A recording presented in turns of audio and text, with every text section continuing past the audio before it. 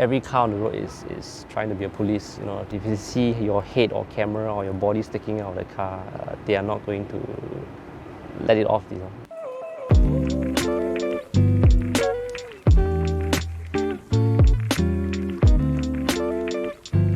Hi, I'm Adrian. I'm an automotive photographer for probably a good 12-13 years. So back in 2007-2008, I was involved in some pretty easy, chill car spotting action. Back then it was just using handphone camera to shoot and all. So after that I picked up a DSLR. After some encouragement from some friends, you know, they recommended me, hey, why don't you just use a DSLR to shoot your photos? So okay, I bought a DSLR, I picked up some skills from there, learned how to use a camera properly, got myself exposed to different media outlets and magazines, car brands, you know, so that's how I got myself connected and extended my network from there.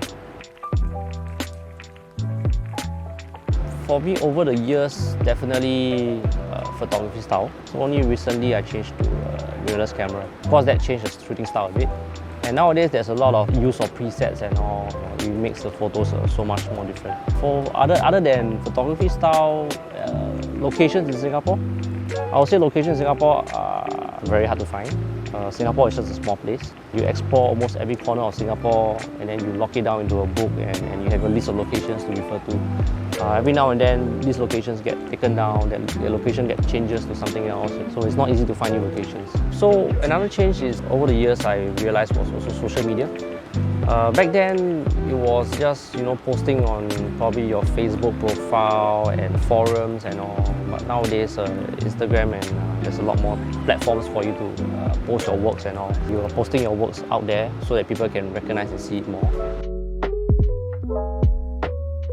For challenges that I face, number one for sure is definitely security. Security is quite strict in Singapore. Everywhere you go, some building lobby, you see nice, you want to shoot, but before you get to take out a camera, the security comes chasing you away. Other than that, I would say that with the increased amount of car cameras on the road, you got all your traffic police, you got every car on the road is trying to be a police, you know, to police what you are doing on the road. So nothing you do on the road is hidden. So especially when you're doing rolling shots for a car, you need to be a bit more careful about that.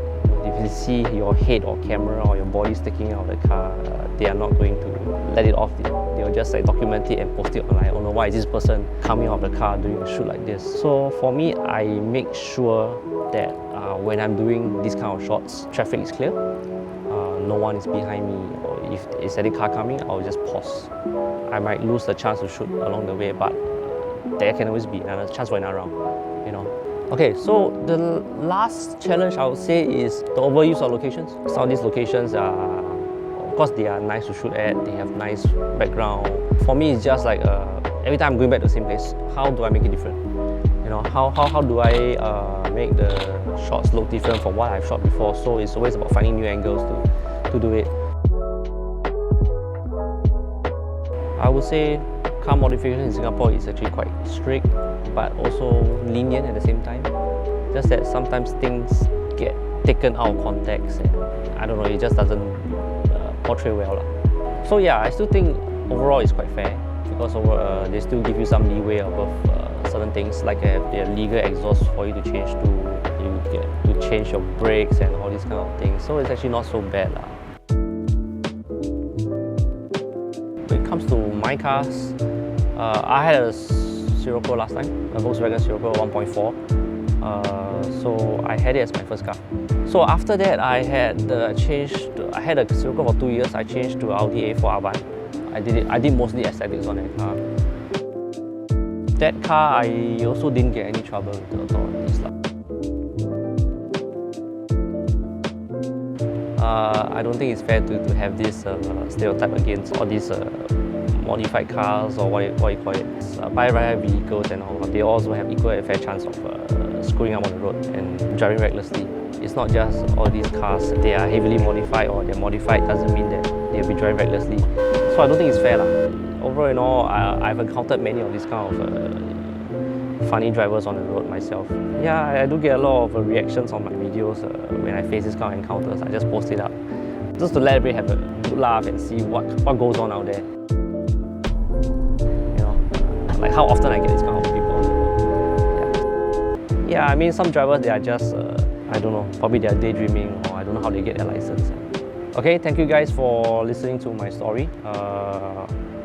Glad to be able to share this story with you. I hope it's eye-opener and also quite inspiring for you guys.